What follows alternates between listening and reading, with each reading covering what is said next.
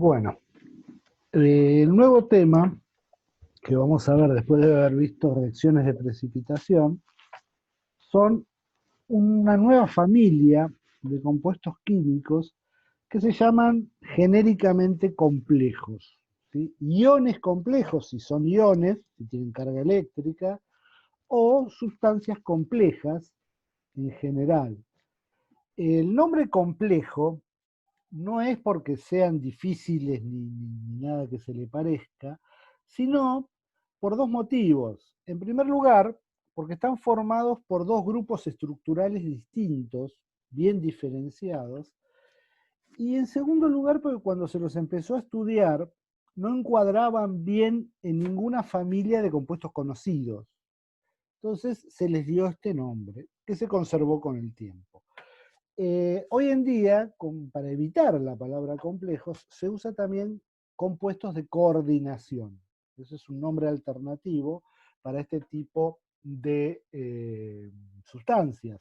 Aunque yo prefiero el nombre complejo, no hay ningún problema en usarlo y vamos a seguir con la nomenclatura clásica. ¿Sí? Todo lo que ustedes escuchen acerca de coordinación, química de coordinación, elementos de coordinación, están vinculados un poco con este tema que vamos a ver hoy.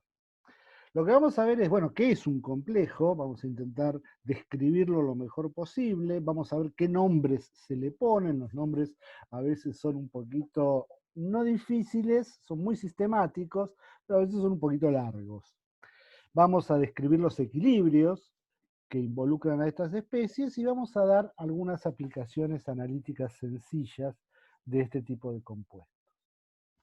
Bueno, básicamente, ¿qué es un complejo? Un complejo es una especie química que está formada por un ion metálico central, habíamos dicho que están formados por dos unidades estructurales. Bueno, una de ellas es un ion metálico central. Eso es clave en los complejos y siempre tiene que haber uno. Y un cierto número de moléculas o aniones, pueden ser moléculas o aniones, que se llaman ligandos. Entonces esas son las dos partes que constituyen un ion complejo, una especie compleja. Uno está acostumbrado a los iones, a pensarlos, perdón, a los complejos, a pensarlos como iones, pero no necesariamente tienen que tener carga eléctrica. Pueden ser una sal perfectamente, un compuesto neutro. Acá tenemos un ejemplo. Este ion complejo, este sí es un ion, está formado por el ion metálico central, en este caso el cobre, rodeado por cuatro moléculas de ligandos, que son cuatro moléculas de amoníaco. ¿Sí? Los ligandos, recuerdo, pueden ser siempre moléculas neutras o aniones. Eh, la formación del complejo se representa por esta reacción química, ¿sí? El ion cobre reacciona con las cuatro moléculas de ligando, da lugar a esta estructura. Fíjense que la estructura conserva la carga del ion cobre, porque las moléculas de amoníaco no aportan cargas nuevas, no tienen carga, y la reacción se puede resumir de la forma que está abajo. Esta especie se la llama el ion complejo, la especie compleja. Entonces piensen siempre que un complejo está formado por un ion metálico central, generalmente son los metales llamados de transición, los que están bien en el centro de la tabla periódica, y un cierto número de ligandos, que ahora vamos a intentar describir cuántos y de qué tipo. Pero esos ligandos pueden ser en general moléculas neutras o aniones. Los ligandos, bueno, me adelanté. La clave de que una molécula o un anión pueda actuar como ligando es que tenga por lo menos un par de electrones libres, o sea, no involucrado en los enlaces de las moléculas. Cualquier especie que tenga esta característica puede eventualmente llegar a actuar como ligando. ¿Sí? Los más típicos son los que están acá. Estos son los que aparecen más frecuentemente en la formación de especies complejas. Son el agua, el amoníaco, el ion oxidrilo, el ion cianuro, que muchos no lo vimos, pero a partir de ahora lo vamos a empezar a ver un poquito más, y el cloro. Estos son los nombres de las sustancias cuando están solas, y estos son los nombres que adoptan cuando están formando parte de un complejo, ¿sí? O sea, al agua, cuando está dentro de la estructura del complejo, la vamos a llamar aqua, ¿sí? Y a estos ligandos les vamos a dar el nombre que está indicado abajo, ¿sí? Ya dije que el tema de la nomenclatura es un poquito áspero para los complejos, pero van a ver que no es difícil y que es sistemático. O sea, se puede, si uno conoce un par de reglas, los puede sacar sin ningún problema. ¿Mm? La característica que tiene el ion complejo es que el enlace que se forma entre el metal y el ligando es un enlace covalente común y corriente. Es un enlace covalente como el que hay en el agua, como el que hay en el mismo amoníaco. O sea, estos enlaces que se forman entre el metal y el ligando son muy similares a los que puede haber entre el nitrógeno y el hidrógeno. O sea, enlaces puramente covalentes. Eso a veces llama la atención porque uno en los cursos básicos de química no asocia el enlace covalente con la presencia de un metal. Los metales generalmente están más asociados a un enlace iónico. Bueno, acá aparece un enlace metálico, perdón, un enlace covalente entre un metal y un no metal. Este enlace es un enlace covalente, o sea, está formado por un par de electrones que está compartido entre el metal y el no metal. Esa es una característica importante de los iones complejos.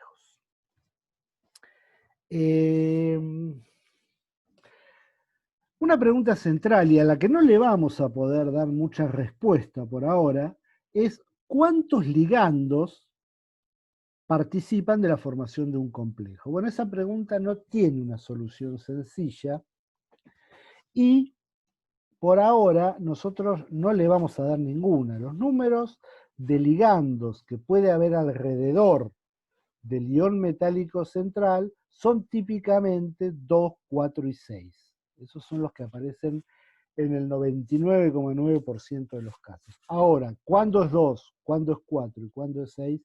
Es más difícil de predecirlo. Entonces vamos a trabajar mucho nosotros, como no podemos darle una respuesta a este problema, con las tablas. Si ustedes tienen tablas de constantes y tienen tablas de colores, además, porque ahora todas estas especies, cada una va a venir de un color distinto, entonces es importante tener una idea de qué color es cada especie.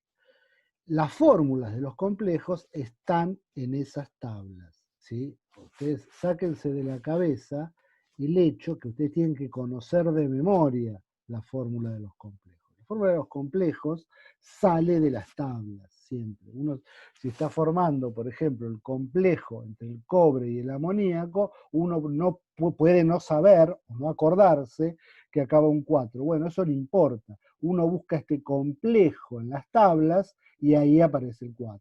Entonces sabe que está reaccionando con 4 moléculas de amoníaco, ¿sí? Entonces, en este curso, la estructura de los complejos se busca siempre en la tabla.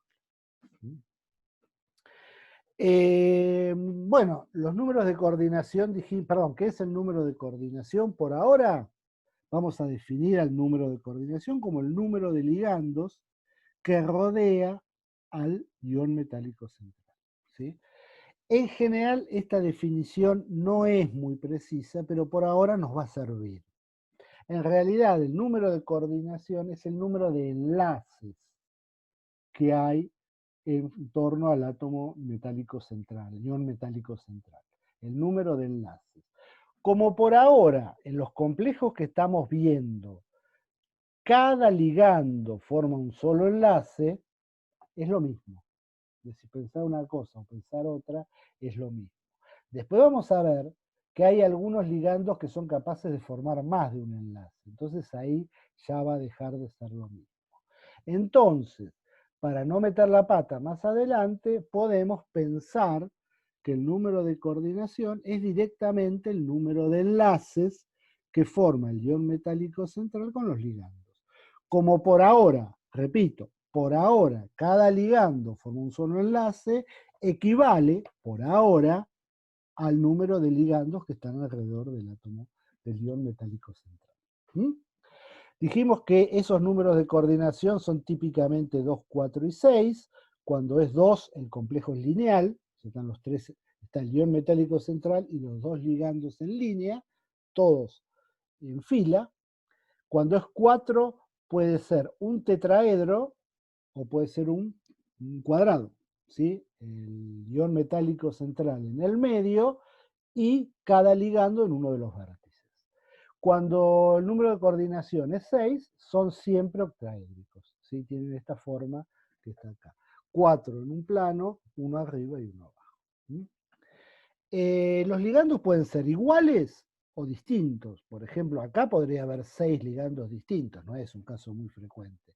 Generalmente los ligandos son todos iguales o a lo sumo de dos tipos, pero en principio podrían ser todos distintos, no habría ningún problema. Se complicaría bastante el tema de la nomenclatura, que es lo que vamos a ver ahora. Bueno, la nomenclatura de los complejos tiene ciertas peculiaridades que vamos a intentar resumir de la mejor manera posible. Primero se nombran los ligandos.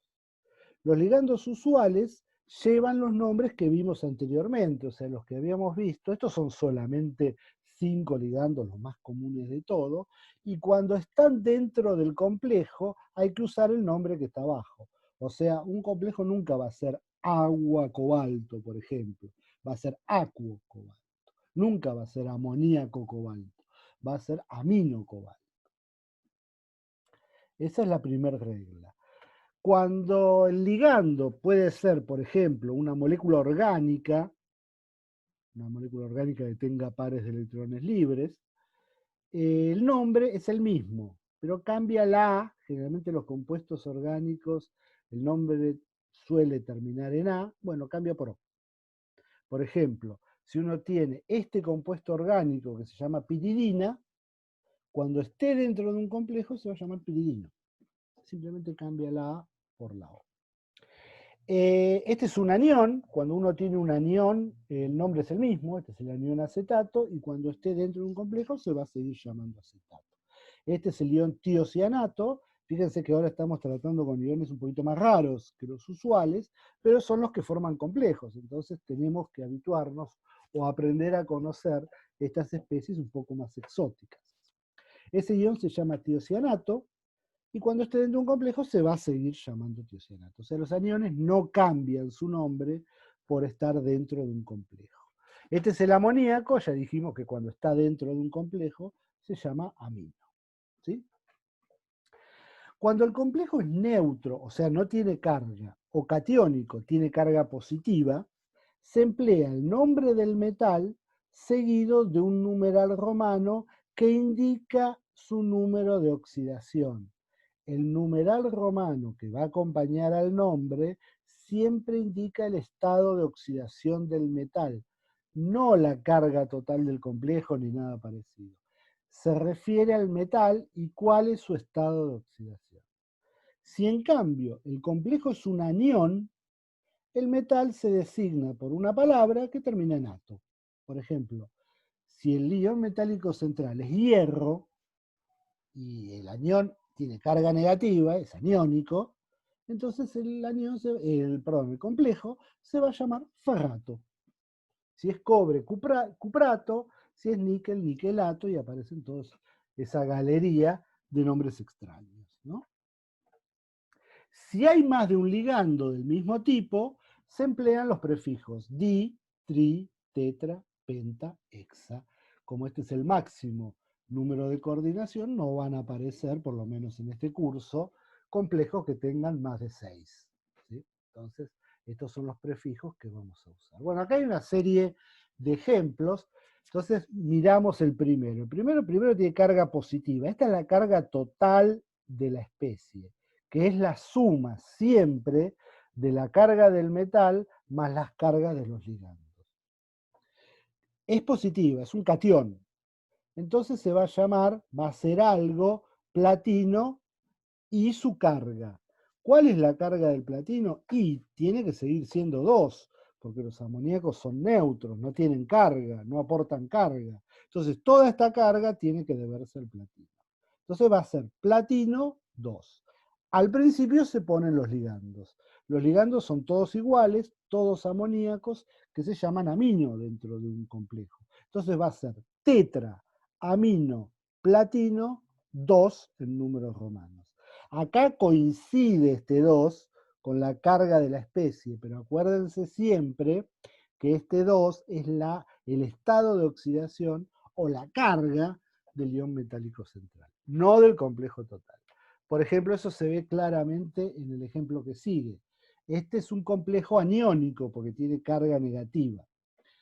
Se nombra siguiendo las mismas pautas. Tetra, cloro, ahora platinato, porque es platino, pero como es un anión, se agrega el ato. Y acá se pone la carga del metal. Entonces acá hay que mirar eso, hay que mirarlo con un poquito más de cuidado. Estos son cloruros. Los cloruros tienen carga -1. Como hay 4, es -4. -4 de los cloruros más la carga del metal tiene que dar -2, porque este -2 es la suma de las cargas de todos. Entonces, la carga del platino es igual que en el caso anterior, es +2, porque +2 -4 me da -2. Entonces sigo poniendo 2. ¿Sí? El ejemplo que sigue es con dos ligandos diferentes. Son parecidos, pero diferentes. Acá tenemos 5 moléculas de agua y un ion oxidrilo. La carga es positiva, la carga total es positiva, entonces va a ser pentaacuo, pentaacuo, hidroxo, titanio 3. ¿Por qué 3? Porque el oxidrilo tiene carga -1. Entonces, 3 menos 1 me da +2, que es la carga total de la especie. ¿Sí? El orden con el que se nombran los ligandos no le vamos a dar importancia. Generalmente no se le da, aunque IUPAC, que es la organización encargada de toda la parte formal de la química, aconseja a ordenarlos de alguna manera, pero no hace falta, porque generalmente nosotros vamos a trabajar con especies muy sencillas en las cuales no se van a presentar ningún tipo de ambigüedades. Otras veces uno puede presentar el complejo como una sal completa. ¿Sí? En ese caso, el complejo se pone dentro de corchetes para indicarme que lo que está dentro del corchete es el complejo y el otro es simple, que está afuera, es simplemente un contraión para completar la sal. Esta especie de acá, yo la voy a nombrar como un cloruro, porque este cloro está por fuera del complejo, no forma parte del complejo. Es simplemente el contraión de este catión. Entonces se va a llamar cloruro de algo. Ese algo es, fíjense, ¿qué tengo? Tengo acá un ion carbonato. Carbonato tiene carga -2. Y 5 moléculas de amoníaco. Entonces va a ser, ¿cuál es la carga total del complejo? +1, porque si el cloro tiene -1, todo lo demás tiene +1. Entonces es un catión. Entonces voy a tener para el complejo solamente pentaamino, carbonato, cobalto, ¿cuánto? Cobalto 3, porque 3 menos 2 del carbonato me da +1, que es la carga total del complejo. Entonces, rebobino.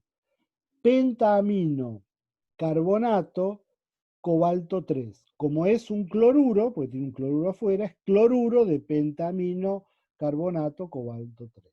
Ven que los nombres se estiran, se hacen largos, pero son sistemáticos. Uno mirando la fórmula y conociendo estas 3 reglitas, le puede poner nombre a cualquiera. El de abajo, vamos a ver el último, es hexaciano. Ahora acá tengo como contraión un metal, un potasio positivo. Eso quiere decir que el complejo ahora es aniónico, es un complejo con carga negativa. Como tengo 4 potasios y cada potasio tiene carga +1, el complejo tiene que tener carga -4. Cada cianuro tiene carga -1. Eso, si uno se lo olvida, va a la tablita de ligandos y cianuro tiene -1. Es muy común al principio, no acordarse bien de qué carga tiene cada uno. Bueno, eso uno lo va haciendo mirando el seminario, mirando la teoría, perdón, volvemos acá. Entonces, como cada cianuro tiene carga -1 y hay 6 de esos cianuros, los ligandos, me aportan una carga total de -6. Como la carga total del complejo es -4, porque está contrarrestada con 4 potasios, la carga del metal -6 tiene que ser igual a -4.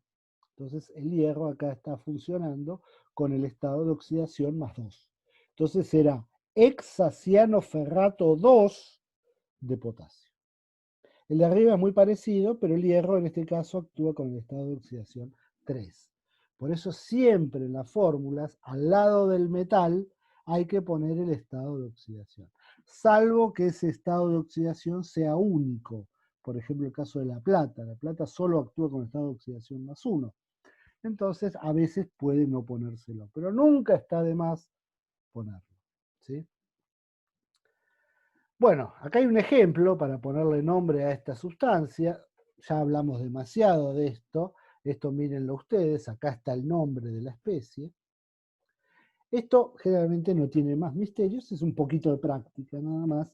Y cuando aparezca un ion raro o una molécula rara que no estén acá en la teoría, nosotros le vamos a dar el nombre. Así que ustedes no se tienen que saber todos los nombres posibles, que por supuesto son muchísimos, porque el número de ligandos posibles es virtualmente infinito, ¿no? Es una cantidad enorme. Entonces uno no se los tiene que saber todos, solamente los que han aparecido hasta este momento. Bueno, la formación de los complejos está controlada por un equilibrio particular, un equilibrio específico, que se llama equilibrio de formación del complejo. Y la constante de equilibrio se denomina constante de formación. Fíjense que es esencial cuando uno plantea esto, conocer la estructura del complejo. Uno tiene que saber si acaba 2, 4 o 6. Bueno, eso repito, siempre ir a las tablas, buscar el complejo en las tablas, tablas de constantes de formación o tablas de colores. Generalmente en la tabla de constantes de formación están todos los complejos que nosotros vamos a usar y está la formulita. ¿Sí? Nunca se confíen en la memoria, o que a uno le parece que el número de coordinación es tal u otro. No, no, vayan siempre a la tabla y mírenlo, porque si uno pone mal este numerito, va a poner mal este, porque este es el mismo número, y si uno se equivoca en este también, se va a equivocar en esta potencia de la constante de equilibrio, y los números de todas las cuentas que hagan de aquí en adelante les van a dar como mal. Entonces, siempre chequear la estructura del complejo con el cual estoy trabajando. Estas constantes de formación son, a diferencia de todas las que vimos hasta ahora, números muy grandes. Hasta ahora todas las constantes, la constante de acidez, las constantes de basicidad y los KPS, eran números chiquitos, 10 a la menos algo. Bueno, esta no, estas son números muy grandes, 10 a la más algo. Para más o menos mantener el mismo espíritu que veníamos manteniendo hasta ahora y la misma forma de tabular los resultados, en cambio de tabular la constante de formación, se tabula la inversa. La inversa se denomina constante de inestabilidad. Es al revés que esta.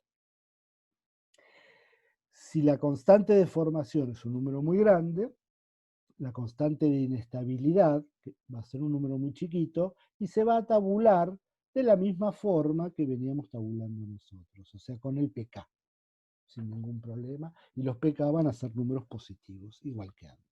Pero hay que tener en cuenta que generalmente los cálculos se hacen con esta, pero la que está tabulada es esta. ¿Cómo se convierte una en otra?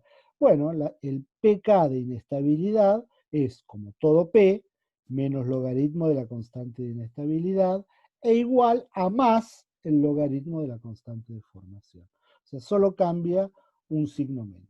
¿Sí? Como una es la inversa de la otra, la aplicación de las reglas de logaritmos me termina dando esto. Entonces, si yo quiero sacar la constante de formación a partir del dato que está en la tabla, que es el pK sub I, tengo que tener en cuenta esto para que no me dé algo equivocado. ¿Mm? Bueno, acá hay un ejemplo inicial para hacer un cálculo con estas constantes de formación. Determine la concentración de níquel más 2 en una solución de cloruro de níquel 2, en estado de oxidación, 0,1 molar, que además tiene una concentración de cianuro 0,1 molar. Entonces, uno mira el ejercicio y dice, bueno, este cianuro tiene pinta de ser un ligando, de hecho estaba en la tabla de los ligandos que vimos nosotros. Entonces debe formar un complejo con el níquel, ion metálico central, ligando, acá hay un complejo de cabeza. ¿Cómo es la estructura de ese complejo? Bueno, van a la tabla y lo miran. O sea, no tienen que saber que la estructura del complejo que el níquel y el cianuro forman entre ellos tiene esta estructura. ¿Sí? Eso no hay por qué saberlo. Eso se saca de la tabla. ¿Por qué 4 y no 2 o 6? Escapa de nuestras posibilidades. Entonces hay que ir a la tabla y ver cuál es su estructura. La reacción de formación, como la tabla me dice que acaba un 4, acá irán 4 de cianuro. ¿Sí? Entonces la reacción de formación es esta que está acá. Esto siempre, insisto con esto, porque a veces uno después termina haciendo el ejercicio bien, pero puso mal la estructura del complejo y le da todo, pero un desastre. Entonces es importante inicialmente revisar la estructura de la especie química con la que estoy trabajando. Bueno, el valor de la constante de formación para este complejo es 10 a la 31.3. ¿Sí? O sea, este es el valor que aparece en la tabla de constantes de formación o constantes de inestabilidad que tienen ustedes.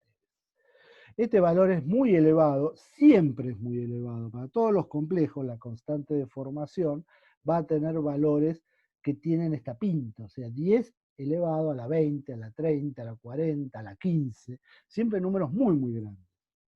Eso quiere decir, tiene la consecuencia física de que esta reacción, pese a que yo la escribo formalmente como un equilibrio, está prácticamente del todo desplazada hacia la formación del complejo. O sea, la constante de equilibrio es tan grande que prácticamente todo el sistema está de esta forma y de esto no queda nada. O sea, se forma todo el complejo que se puede formar. Todo lo que se pueda formar según la estequiometría se forma.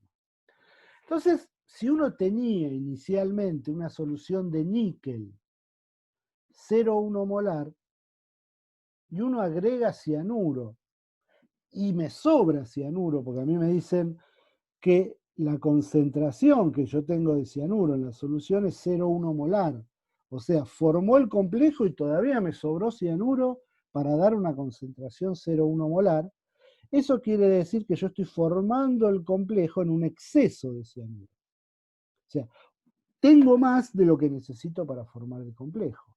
Eso quiere decir que todo el níquel se me va a convertir en complejo. ¿Sí? Y esa es la situación usual que yo tengo cuando preparo complejos. Uso un exceso del ligando de modo de asegurarme que la conversión del metal en complejo sea todo lo posible. ¿Cierto? Completa, absolutamente completa. Entonces la concentración del complejo que voy a obtener en la solución final es igual a la que había inicialmente de metal, o sea, 0,1 molar. Todo el níquel, o sea, cuando yo digo todo, estoy diciéndolo desde el punto de vista del concepto de cuantitativo. O sea, todo no quiere decir un 100% riguroso, quiere decir todo lo que me permita la constante de equilibrio. O sea, la concentración final de níquel en la solución no va a ser cero, pues si fuese cero no se cumplirían las constantes de equilibrio. Entonces va a ser un número muy, muy bajito, pero no cero. Bueno, y la concentración de complejo es igual a la que había inicialmente de metal. Eso es válido siempre que yo tenga un exceso del ligando. Cuando tengo un exceso del ligando, esa condición se cumple perfectamente y la puedo aplicar sin ningún problema. ¿Sí? Entonces acá directamente pongo la concentración de complejo en el equilibrio va a ser igual a la que había de metal inicialmente, 0,1 molar. Una vez que conozco esto y conozco la concentración de cianuro, porque me la da el ejercicio, directamente planteo la constante de formación. ¿Sí? La constante de formación se plantea como la concentración del complejo sobre la concentración del ligando, su coeficiente estequiométrico, por la concentración del metal. O sea, como cualquier constante de equilibrio. Es una constante de equilibrio común y corriente.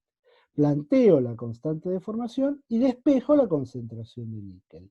Reemplazo por las cantidades. Acá hay que acostumbrarse a trabajar con estos exponentes grandes, ¿no? Hay que tener la destreza en la computadora para usar estos exponentes grandes.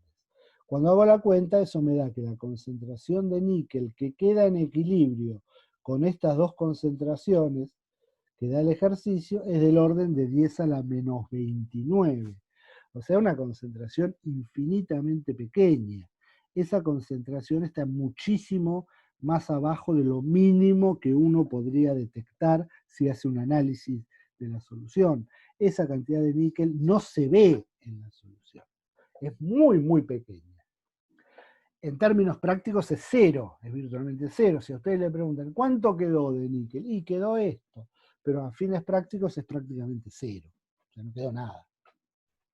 Eso es típico de las reacciones de complejos.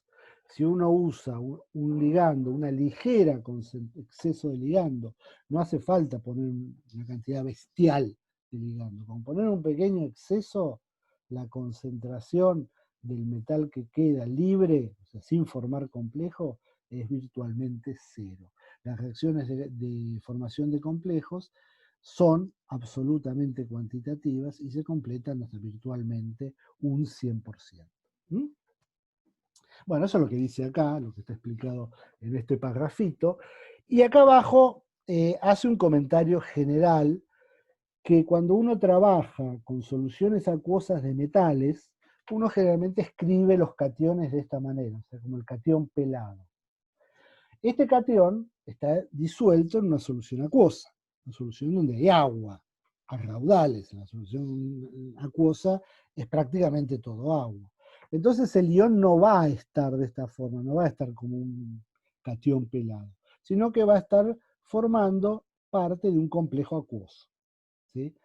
Generalmente con el agua el número de coordinación es 6, igual siempre uno lo revisa las estructuras, pero suele ser 6. Entonces la especie que realmente existe para las soluciones acuosas de los iones metálicos es en realidad esta, o sea, el hexaacuoníquel.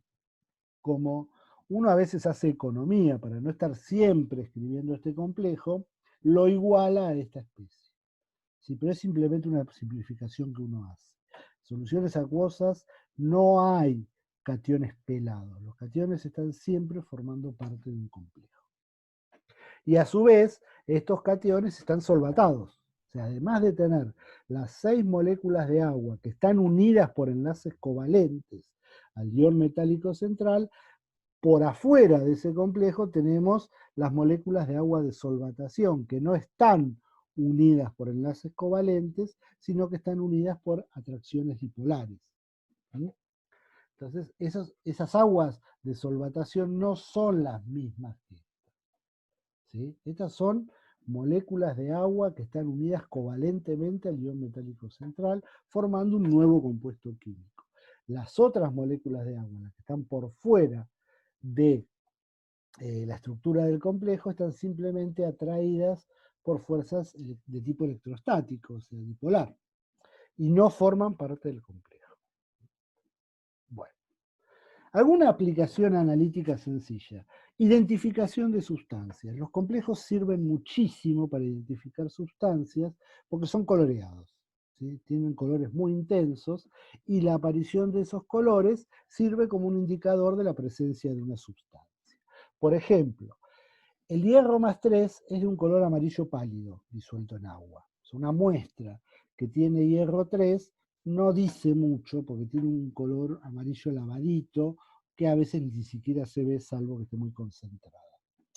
Cuando uno le agrega a esa solución el ion tiocianato, que forma con el hierro un complejo, se forma un color rojo intenso. Ese color rojo intenso indica la presencia de hierro en la solución. O sea, esta reacción actúa como un ensayo para ver si la muestra contiene o no hierro. Esto es muy fácil, dicho así, pero tiene algunas cuestiones. Por ejemplo, para que esta reacción dé el color rojo, el hierro tiene que estar en su estado de oxidación 3.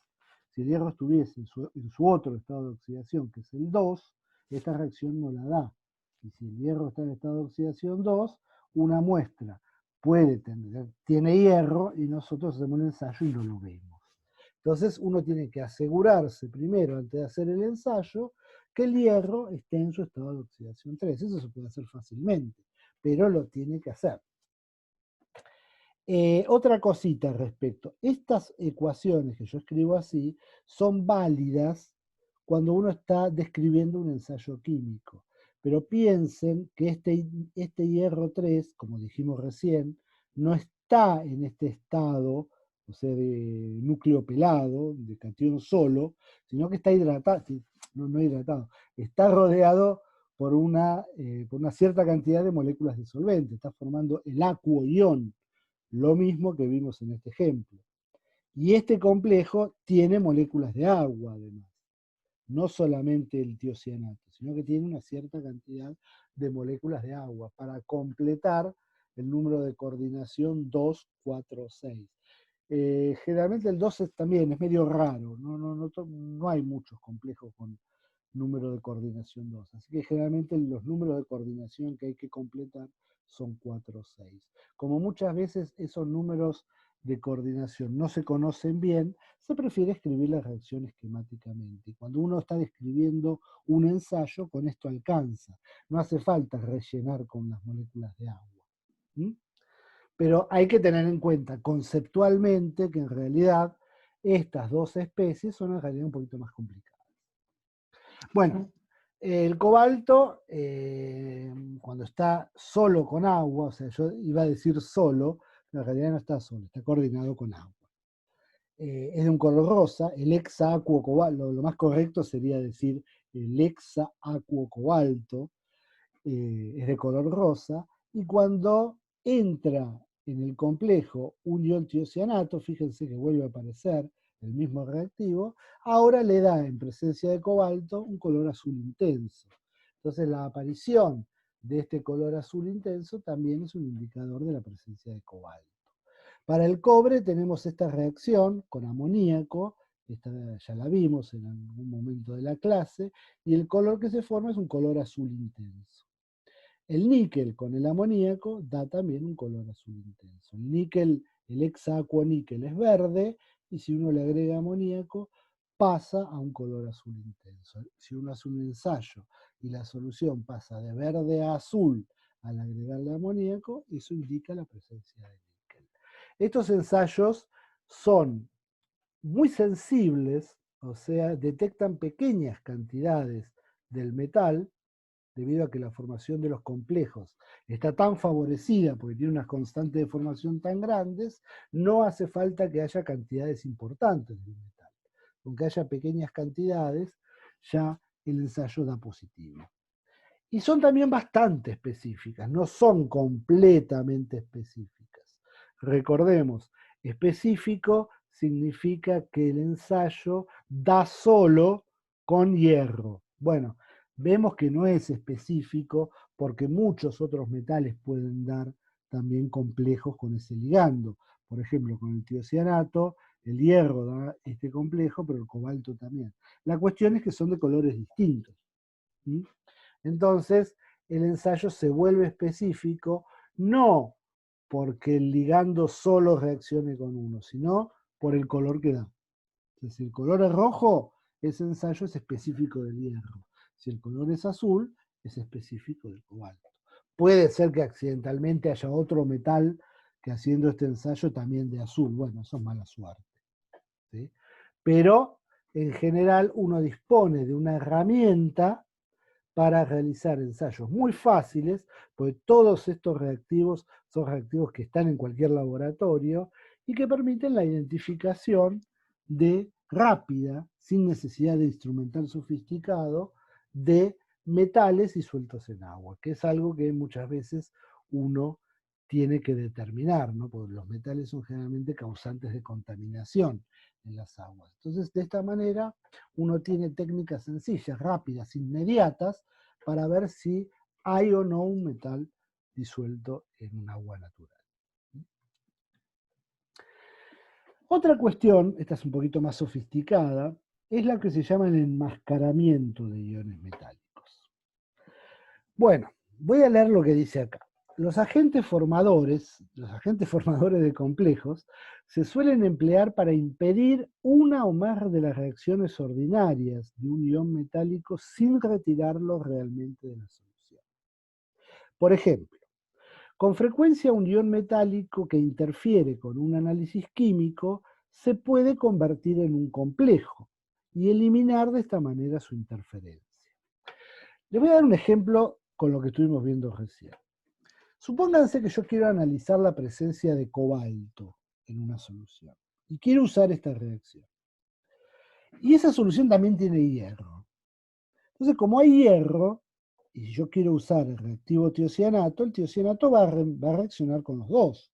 Va a reaccionar con el hierro, me va a dar algo rojo, va a reaccionar con el cobalto, me va a dar algo azul. Si a mí lo que me interesa es ver el cobalto, el hierro me molesta. ¿Por qué? Porque reacciona también con el reactivo que yo estoy agregando. El hierro interfiere en mi reacción. ¿Qué puedo hacer? Y sacarme el hierro de encima. Eso es lo que tendría que hacer. ¿Cómo lo hago? Bueno, la manera más sencilla, y es a la que se refiere este tema, es formar un complejo con el hierro. O sea, formar otro complejo con el hierro, de modo que el hierro ya no esté como hexacuo hierro o como hierro más 3, sino que esté de otra forma. Al estar de otra forma, ya no da esta reacción y no molesta. Por ejemplo, cuando uno quiere sacarse el hierro de encima, pero sin separarlo físicamente de la solución. El hierro sigue estando, lo que pasa es que está con forma de un complejo, está formando un complejo. ¿Cómo enmascaro el hierro si yo quiero hacer esta reacción? Bueno, le agrego otro ligando que me forme un complejo con el hierro. En el caso del hierro es el fluoruro. El fluoruro forma con el hierro un complejo muy, muy estable. El hierro se convierte completamente en ese complejo y ya no molesta más. Entonces puedo hacer tranquilo la reacción con el cobalto. De esa manera se dice que el hierro queda enmascarado, porque sigue estando en la solución. No lo separé, no hice una precipitación y me lo llevé. Sigue estando dentro de la solución, pero ahora bajo una forma química diferente. Los complejos son muy útiles para hacer esto, porque los procesos de separación, por ejemplo, precipitarlo y filtrarlo, son laboriosos. En cambio, acá simplemente lo que hay que hacer es agregar el nuevo ligando para formar el complejo y listo. No tengo que hacer ninguna operación adicional. Estos ligandos que me enmascaran a un ion metálico se llaman agentes secuestrantes, porque es como que lo secuestran al ion e impiden que dé la reacción que a mí me interesa.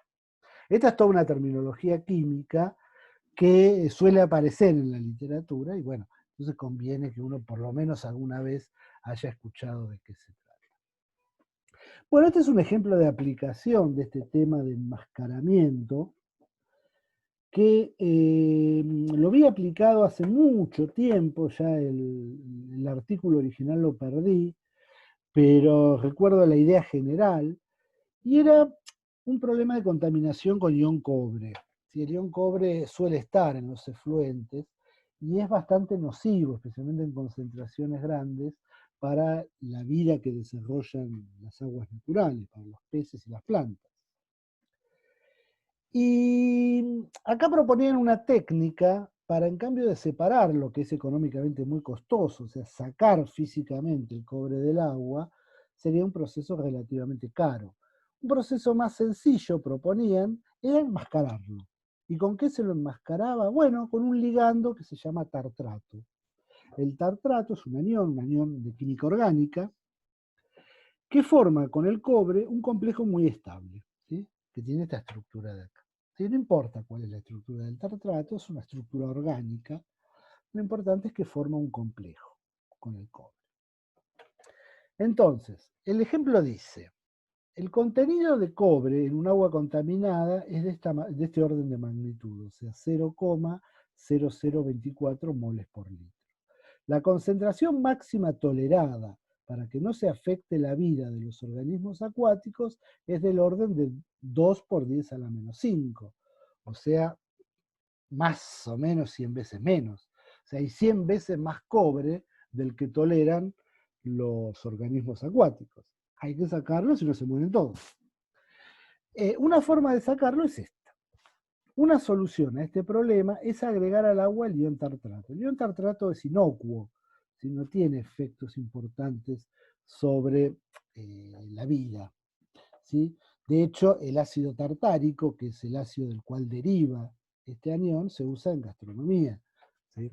Así que no tiene ningún problema con problemas de toxicidad. ¿Qué concentración de tartrato debe usarse para mantener la concentración de cobre dentro de los niveles permitidos? O sea, yo lo que quiero hacer es reducir la concentración de cobre desde este valor hasta este, formando un complejo. Bueno, planteo la reacción de formación del complejo. Yo quiero convertir todo el cobre en el complejo. Entonces, la concentración de cobre tartrato del complejo tiene que ser igual a lo mismo que yo tenía inicialmente de cobre. ¿Sí? Esta es la condición que siempre se cumple cuando uno está formando complejos y la vimos en el ejercicio anterior. La concentración de tartrato necesaria para que la concentración de cobre quede al final 2 por 10 a la menos 5, o sea, muy chiquita, la calculo de la constante de formación del complejo. Esto sé lo que vale, esto sé cuánto quiero que valga, y de ahí despejo la concentración del tartrato. O sea, tengo que agregarle al agua tartrato de modo de llegar a esta concentración. Cuando tenga esta concentración de tartrato, la concentración de cobre libre me va a bajar desde el valor inicial que tenía hasta el máximo tolerado. Si uso más, va a bajar todavía más.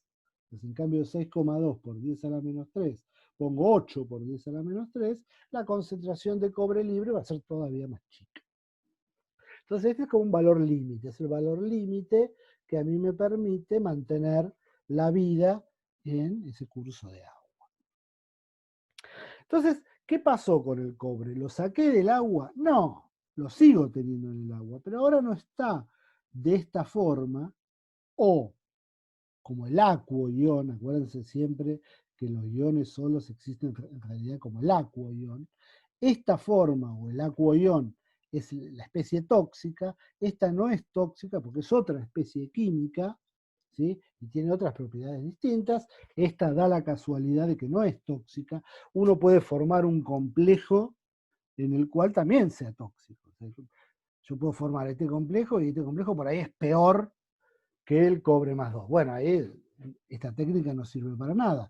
Pero uno puede buscarse un ligando que me elimine las propiedades indeseables del metal que yo tenía.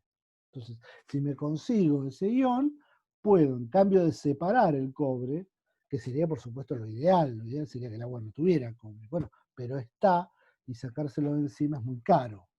Entonces, esto es mucho más viable. Si se puede hacer, se hace, si no, se buscará otra técnica. ¿Sí?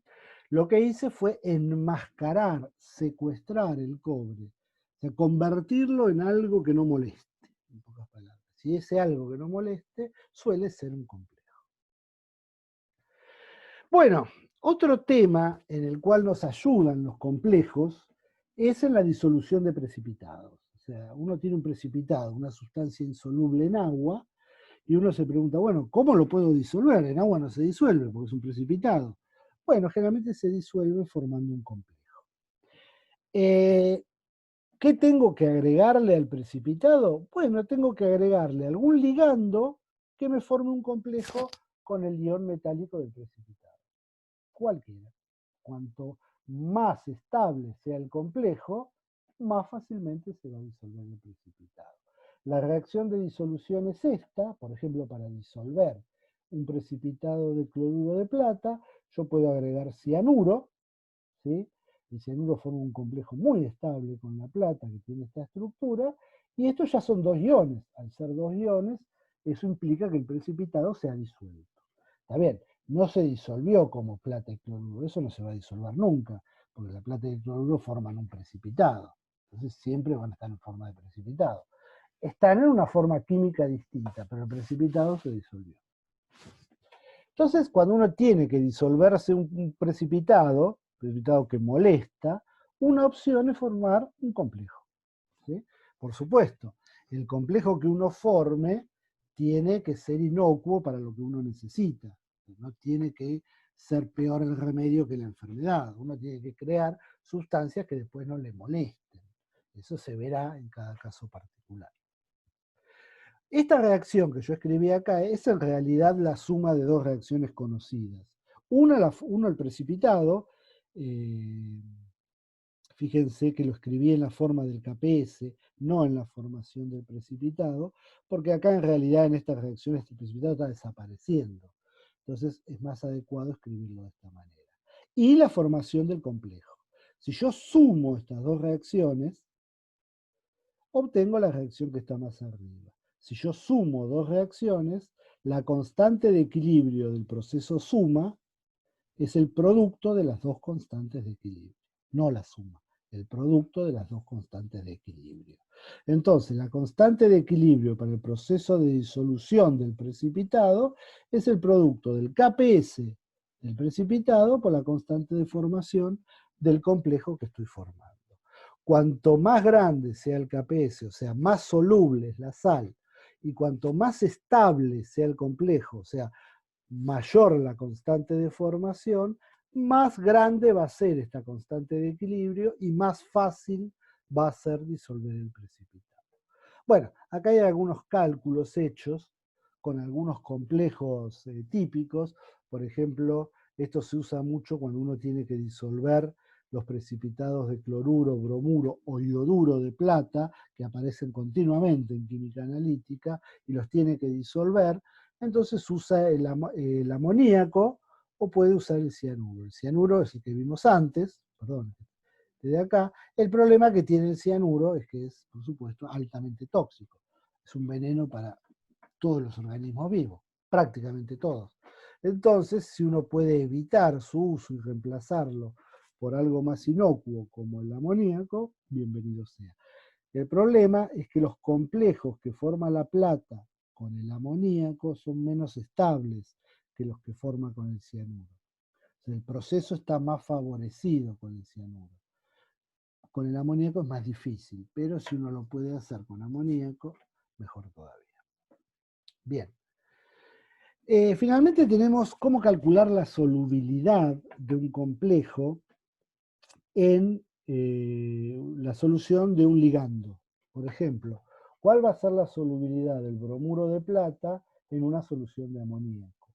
¿El amoníaco qué es? Y es un ligando para la plata, o sea, forma un complejo con la plata. Entonces, este cálculo lo puedo hacer fácilmente a partir de la reacción de disolución del precipitado. ¿Sí? Le calculo la constante de equilibrio de la misma forma que calculamos las constantes de equilibrio en este proceso, ¿sí? KPS por constante de formación, y a partir de esta constante de equilibrio, una filmina más, a partir de esta constante de equilibrio, planteo el equilibrio, ¿sí? O sea, yo quiero saber cuánto se me va a disolver de bromuro de plata si uso una determinada concentración de amoníaco. Esa es la consigna. Lo planteo acá puse S, pero podrían poner X, ¿sí? Porque lo que a mí me interesa saber es precisamente cuánto se va a disolver del precipitado. Acá pongo la concentración inicial de amoníaco menos 2S, porque por cada mol de esto que se disuelva voy a necesitar 2 de amoníaco. Entonces, por cada mol que aparece de de la sustancia disuelta, tuve que usar 2 de amoníaco. Por ahí aparece el 2S. Reemplazo en la constante de equilibrio, o sea, la constante de equilibrio de esta reacción va a ser esto por esto sobre esto. Esto es un sólido, o sea, no participa de la constante de equilibrio, al igual que no participaba en el KPS. Y ahora simplemente tengo que despejar S de la constante de equilibrio. Ese valor de S es la solubilidad del precipitado en la solución de ligando de la concentración que yo use. Por supuesto, cuanto más concentrada sea esta solución, mayor va a ser la solubilidad que yo obtenga. ¿Mm? Bien, eso es todo por ahora. La próxima clase vamos a ahondar un poquito este tema de complejos, presentando una nueva familia de complejos que se llaman quelatos. Por ahora, nada.